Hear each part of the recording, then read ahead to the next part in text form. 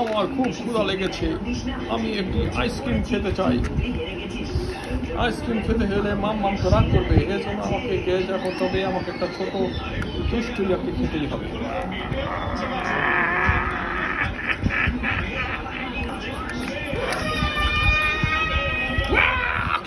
চলে আসছি আমি, আমার কেউ নাই সাথে, আমি আগে নাই পিছে, আমার এখন একটা আইসক্রিম খেতেই হবে। এটা কে? ও, এ তো কিলা রাম্পাস, একে আমাকে খেতেই হবে। একে আমি চাবাই কামড়াই খাবো।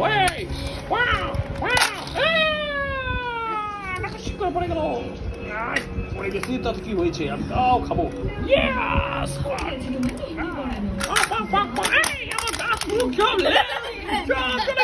আমাকে একটা টিকি মুরগির মতো লাগছে।